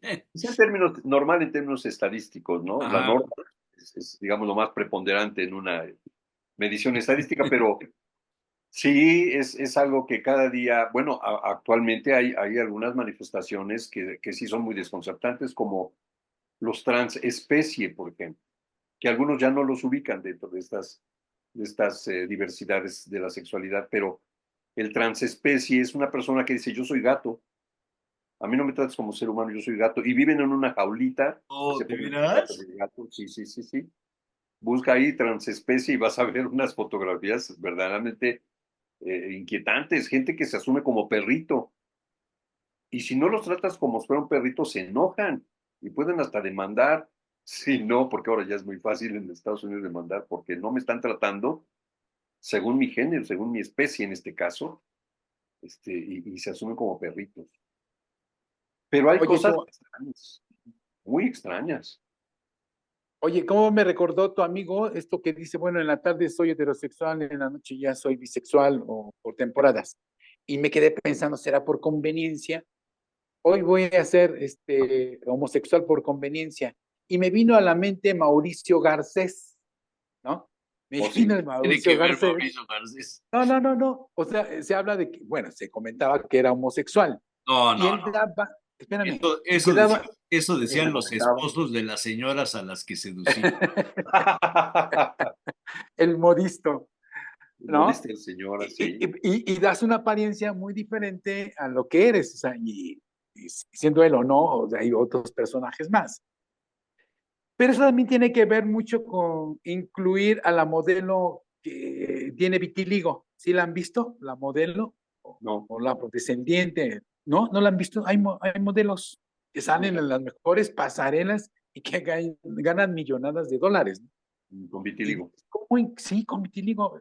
Ella es una afroamericana o afrodescendiente, pero con vitiligo, y le ves aquí la mancha blanca, Ajá. pero pues son altamente cotizadas todas ellas, ¿no? Las modelos de pasarelas internacionales. Entonces, tú vas incluyendo esta parte, ¿no? Que dices, ¿por qué no al natural? ¿Por qué es puro marketing Pero ¿qué solamente? es lo natural? O sea, yo ahí debato mucho porque se me figura que es como racista el Sí, tema de lo que es natural. sí, lo que estamos educados o acostumbrados cultural, socialmente y que hemos aceptado por muchos años. Pero en la zona urbana, porque en el campo vemos las cosas diferentes. Así, Ah, exactamente. En el hay, campo hay es un, hay diferente. un reportaje de un somalí que se tarda 10 años o 12 años en recorrer desde su pueblo natal hasta llegar a España. Se tarda 10 años, algo así, Wow, caminando en el wow. desierto, trabajando en los pueblos, etcétera, aprendiendo lenguas, idiomas y todo, con una ilusión. Cuando él era niño y estaba parado en el desierto ahí, vio pasar un avión y dijo, ¿cómo es posible que eso pueda moverse en el aire Sí, y yo no pueda salir de donde estoy? Y entonces comenzó a desarrollar todo el tema del deseo, de la curiosidad. Así es como lo define. Tiene un libro y tiene una fundación. No me acuerdo cómo se llama este hombre que es muy famoso en España. Y resulta que todo su movimiento, todo lo que él buscó a lo largo de esos 10 años que recorrió el desierto y demás, hasta llegar a la frontera de África y cruzar el Mediterráneo, llegar a España, etcétera, era llegar a la tierra de los blancos, porque los blancos habían inventado una cuestión que volaba, que se movía en el aire, y él quería eso. increíble. Fíjate qué fuerza, ¿no? Primero. Pero Sí, claro. segundo, el tema del racismo. ¿Cuánto no de nuestros pueblos originarios también perdieron esa curiosidad por avanzar y se dejaron dominar por las ilusiones de los espejitos? Oh, sí, sí, sí, sí. Pues creo Y que seguimos igual, ¿eh? Y Seguimos igual seguimos con esta igual. lógica. Ahora es la actualmente tarjeta del vivimos. bienestar. Ahora es la tarjeta del bienestar, o sea, los espejitos. Bueno, pero esto de los espejitos es algo que se quedó instaurado. El capitalismo, digamos, pues vive de vendernos espejitos, de crearnos en necesidades que no son necesarios, objetos que no son tan necesarios, pero que se vuelven necesarios, pues por la publicidad, por el marketing. Pues ahora, por ejemplo, veo esto que me cuesta trabajo de repente identificar, los famosos influencers, Ajá. ridiculeces y casi nada, ¿no? Chicas que pues se ponen ahí a bailar, se ponen a posar sus hermosos cuerpos, sus bellas figuras, o a bailar. Si uno ve los videos, por ejemplo, de reggaetón y de cosas así, el mundo que le transmiten a los jóvenes es un mundo de ilusiones, de ser muy rico, de tener autos, mujeres bellas, hombres millonarios, eh, llenos de cadenas, por ejemplo, de oro, cosas así. Y uno dice, ¿qué es eso? Pues es el mundo de los espejitos y muchos jóvenes quieren eso, espejitos y espejitos. Y vivimos en el mundo de las ilusiones y de los espejitos. Lo que pasa cuando en el viernes, ¿cómo se llama? El Black Friday, el viernes negro, ¿cómo se llama? Ajá. De las ventas, la gente se pelea por pantallas, se golpean por los objetos, se pelean. Va a lanzar el nuevo iPhone. Uy, hay desde un día a dos durmiendo en la calle haciendo fila porque quieren el modelo que va a salir. Digan ustedes si no son espejitos. Seguimos en eso. Fíjate que la película de Nemo, el pez Nemo, ¿sí se acuerdan de que están los Sí, peces en el mar y que quieren sí, ir a Australia, en fin, sí, ¿no? sí, sí. Bueno, Nemo es un discapacitado, tiene su aletita así, chiquito. Ah, mira. ¿Te acuerdas, Nemo? Sí, No me acuerdo bien, fíjate. sí, sí, No me acuerdo. yo vi por ahí alguna caricatura, sí. Ah, Sí, entonces no tiene una aletita, es un discapacitado. O sea, Dory, Dory, una pececita azul, em, que se le olvida de repente las cosas y dice, ¿para dónde voy? O sea, esta discapacidad sí era para representar en esta película, estaba justificada o estás llenando con marketing porque se ve bonito y dices, se justifica en esta nueva historia. Me viene a la mente que nosotros discapacitamos. Conocí a una persona de un rancho y vi a su perro. Su perro no tenía una de las patas delanteras. Y entonces le digo, ay, pobrecito perro, no lo discapacites. Así me contestó. Claro, Nosotros discapacitamos a todos los que vemos diferentes. Déjalo que corra. Y el perro corrió en tres patas, igual como otro cualquier perro. Entonces se me quedó eso de que sí es cierto. Nosotros discapacitamos a nuestros sí. propios hijos, discapacitamos a las personas, pobrecitos, pero ellos se siguen moviendo. pero eso de Eh, pobrecitos es muy poblano, sí, yo lo sé. ¿sí? Es muy Y barroco de nosotros.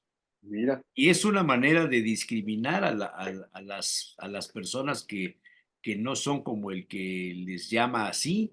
O sea, en términos generales, el lenguaje sí es excluyente, y es sí, condenatorio, es tremendo eso. así es, por supuesto que ¿sí? sí.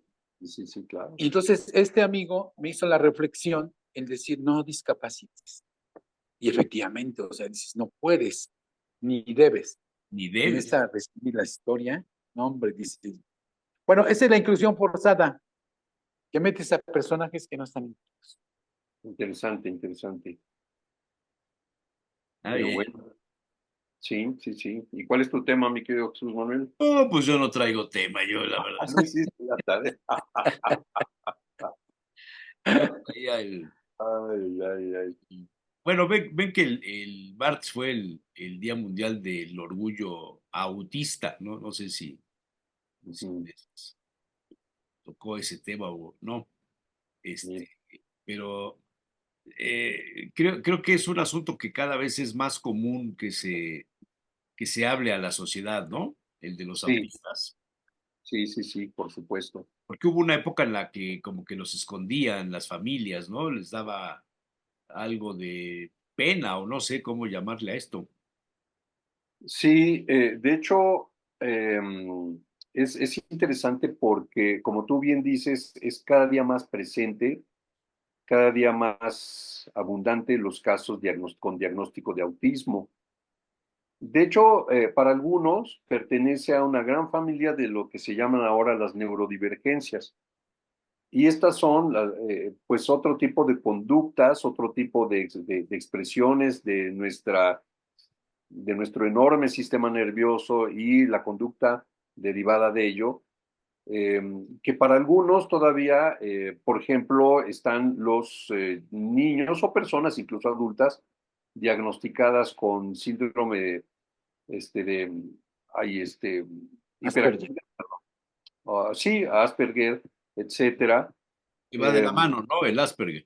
van de la mano con sus variaciones, ¿no? Oye, yo lo que leí, y un día tuvimos un programa donde se desató una discusión tremenda si el autismo era derivado de temas genéticos, sobre todo decían de la madre, o si era un trastorno neurológico, si se nacía Ajá. pues, autista o se hacía a lo largo de la infancia, que creo que es cuando se manifiesta, el autismo. Mira, no se sabe exactamente. Hay investigaciones que orientan a una y otras investigaciones que orientan a la otra. Eh, es que es muy difícil saber, solamente quizá con estudios, y aquí Víctor sabe más, obviamente, con estudios de genética, identificar, por ejemplo, un gene y además habiendo sido estudiado por ejemplo, la trisomía, no me acuerdo, del Down, del síndrome de Down, se tiene bien identificado, se puede diagnosticar desde el seno materno, se sabe que el niño, bueno, o la niñita va a traer síndrome de Down. Pero en el caso del autismo es difícil, hay muchas opiniones, incluso estaba viendo la otra vez un médico vietnamita que decía, él decía, en Vietnam no había autismo hasta que llegaron las vacunas, así dijo él, yo no sé, pero así dijo. Hay una serie de trastornos que, por ejemplo, en comunidades como los Amish no se dan. Es muy difícil que en las comunidades Amish haya gente diagnosticada con autismo, Ah, sí. pero en general sí, y otra serie de problemas. Entonces, bueno, pues esto del autismo, cada día hay más gente. Yo, por ejemplo, como psicólogo, he derivado a neurólogos o a psiquiatras o paidopsiquiatras a chicos donde digo, no está respondiendo con la terapia, algo está pasando, son conductas muy particulares que llaman la atención y que digo, bueno, ¿sabes qué? Hablo con sus papás, yo creo que es necesaria una valoración neurológica y en algunos casos se confirmó algún tipo eh, de una neurodivergencia y bueno, con el medicamento adecuado, las personas, en este caso los chicos, funcionan mucho mejor, como que el sistema nervioso, su cerebro, se organiza mejor y andan, por ejemplo, menos dispersos, tienen menos olvidos, se sienten mejor integrados. Y, por ejemplo, me decía una chica, caray, parece que he vuelto a nacer, por fin me siento yo, porque se sentía muy culpable de que se le olvidaran las cosas, de que no tenía una organización para sus tareas adecuadas, que había cierto déficit en su energía y le decían que era floja, ¿sí? Muy irresponsable, y no era porque fuera irresponsable, porque es una valoración ya de tipo pues, moral, ética, y no era eso, es que su sistema nervioso no estaba trabajando con los niveles o su neurofisiología no estaba trabajando con los niveles adecuados de una sustancia que es la dopamina, y esta sustancia, la dopamina, si no Víctor que me corrija, nos da la energía, nos da la sensación de estar vivos, atentos, y hay una variación en nuestros organismos cuando la dopamina no se produce adecuadamente y otra serie de sustancias que con el medicamento adecuado la persona dice, wow, por fin me siento yo. Así me decía una chica. Entonces, esto a veces con la terapia no es suficiente con la psicoterapia. Es necesario trabajar en interconsulta, como se conoce, con un profesional, pues ya sea un psiquiatra, un psiquiatra especializado en estos temas, o un neurólogo que haga un diagnóstico diferencial, un adecuado diagnóstico para poder tratar a estas personas Oye, que algunos esto no lo consideran como una enfermedad, sino como una variación de la conducta. sí, me brincó porque alguna persona me preguntó si yo sabía dónde se podía conseguir un diagnóstico firmado por un médico, por el especialista, para decir el niño o la niña fulano de tal tienen autismo.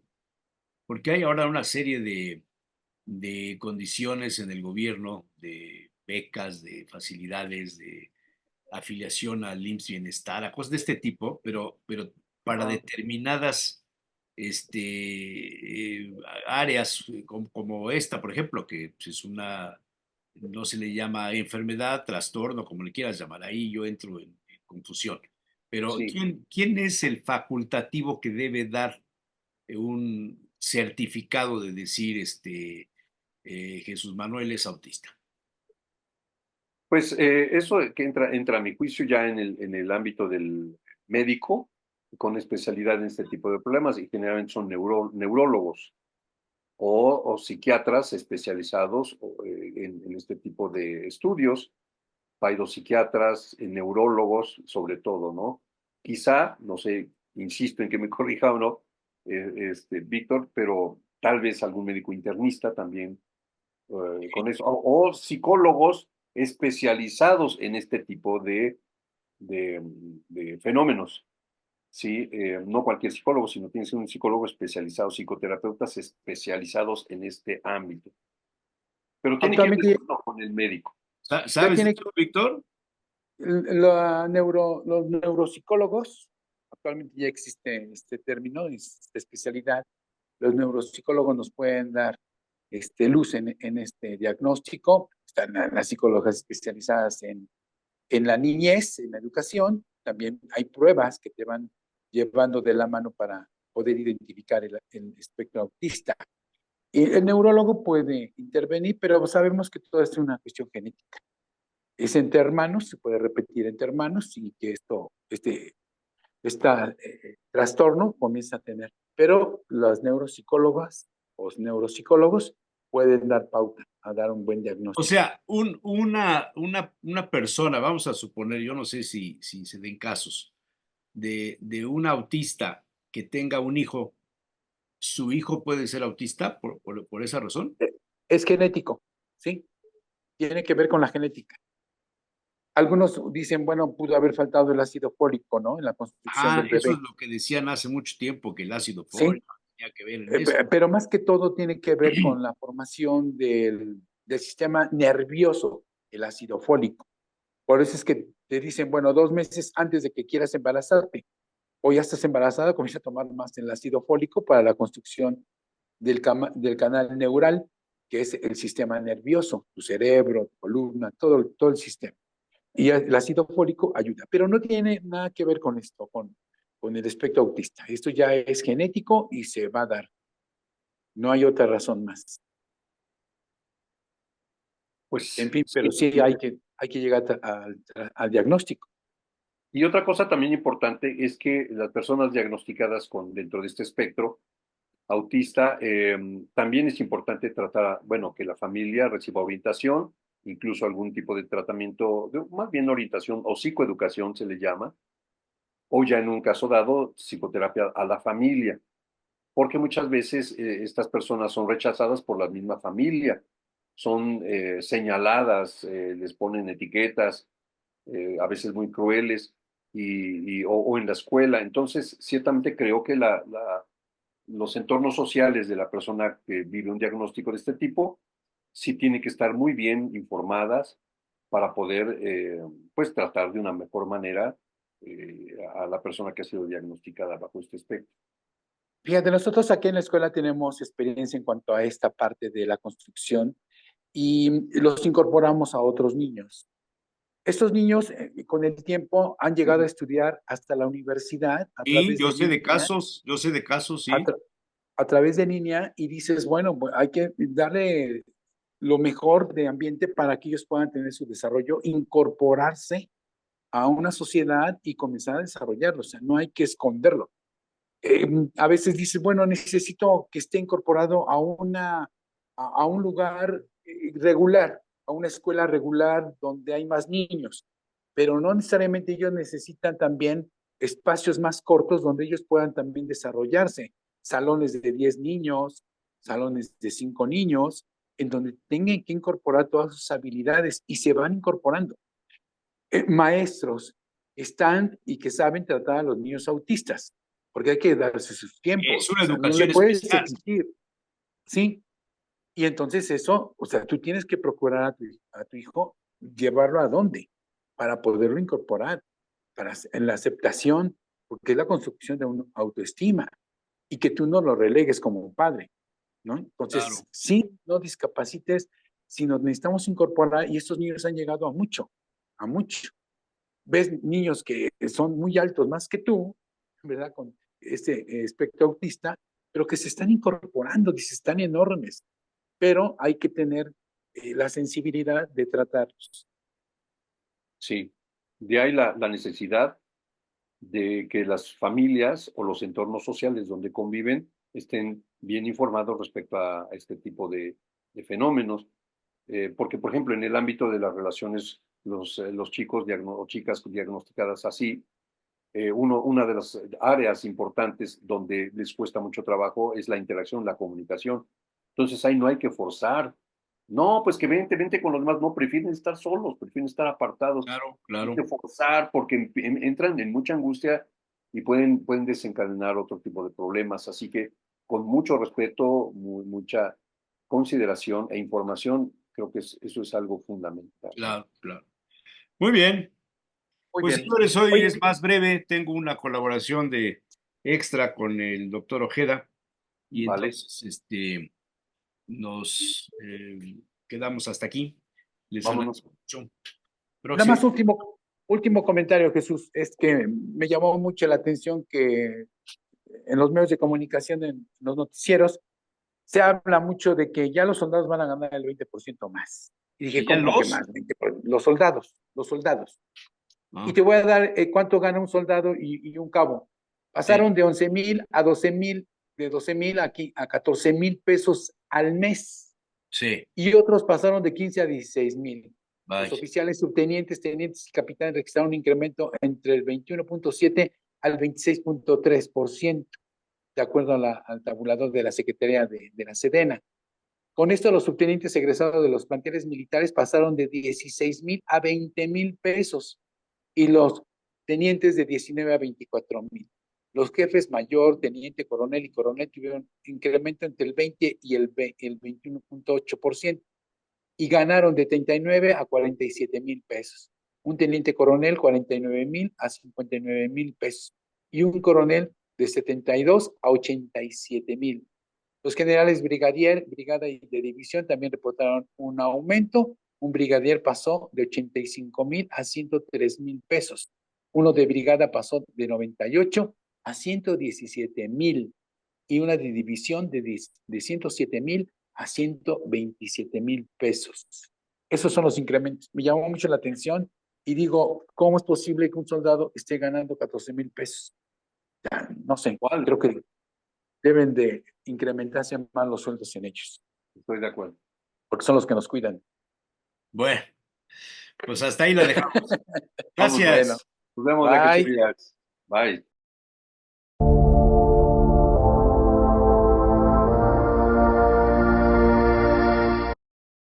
Los periodistas.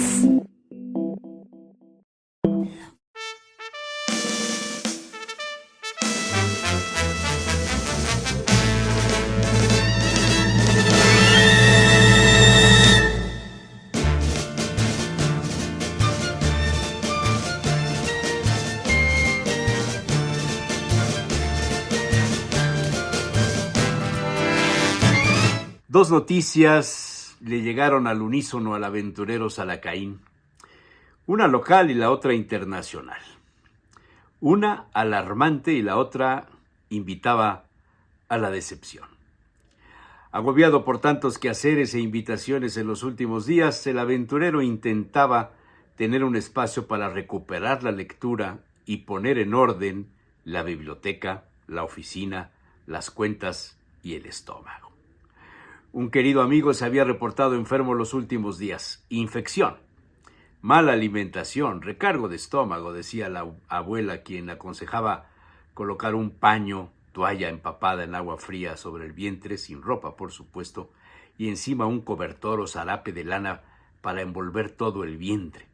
El efecto era muy interesante. Se generaba una desinflamación de los intestinos y sacaba el calor del cuerpo, del estómago, decía la abuela. Después de unos 20 minutos se retiraba el zarape y la toalla estaba caliente, muy caliente, síntoma de la eficacia de haberla aplicado. En aquellos tiempos no había enzima de bilis de buey ni nada de eso. Se usaba una cucharadita de bicarbonato para el desempance y quizá una infusión de hierbabuena, manzanilla, anís estrella, hoy prohibido por los médicos modernos. La medicina tradicional es como la cocina tradicional, pensaba el aventurero. Las hierbas, los tés, la dieta blanda, las verduras asadas, el retiro del café, el alcohol, etc. La noticia decepcionante era derivada del anuncio días antes de la lista conocida simplemente como 50 Best, traducido en el resultado del juicio emitido por 1,080 personas de 27 regiones del mundo y donde cada año se renueva el 25% de los jurados. Por supuesto, eso tiene un costo.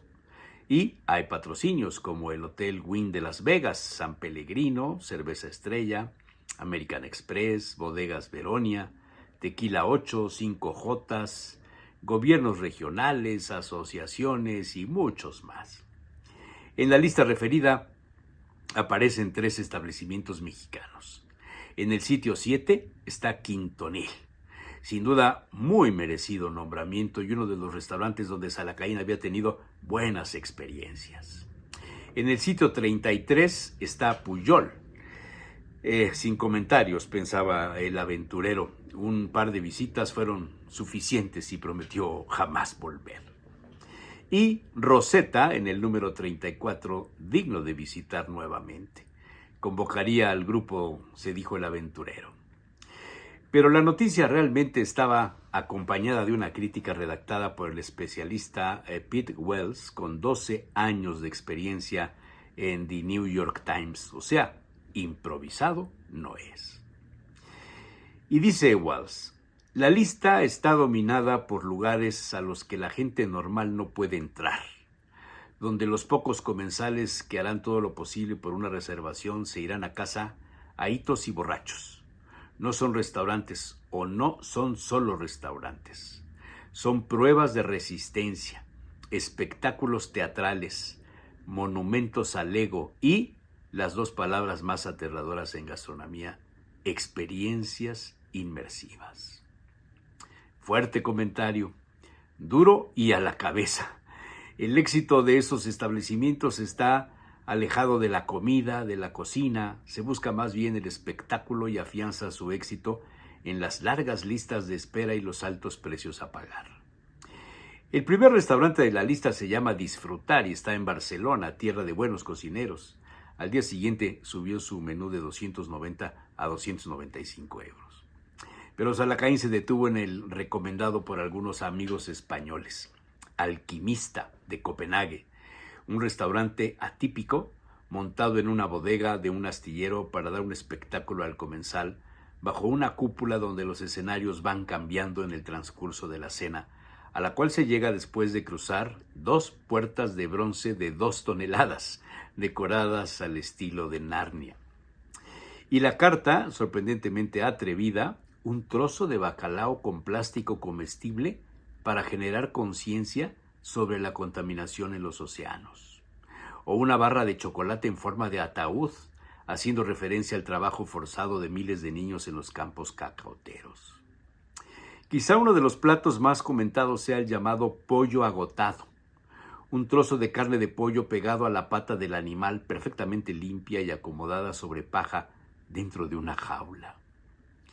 Mariposas reales, liofilizadas, una cabeza humana de silicona sin tapa, sirve de plato de unos sesos de oveja rellenos de salsa de cerezas, recordando quizá a Indiana Jones.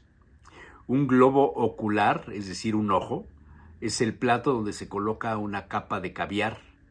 Una lengua humana, también de silicona, embarrada de un caramelo, invita al comensal a dar un beso francés. Y así la lista del menú más caro del Alquimista. 50 platos y 6 horas de espectáculo por unos 2,000 euros por persona. Claro, hay otros menús menos caros. El básico por 800 euros y otros 800 de vinos. Y la lista de espera es de varios meses y supera los 40,000 según las publicaciones periodísticas.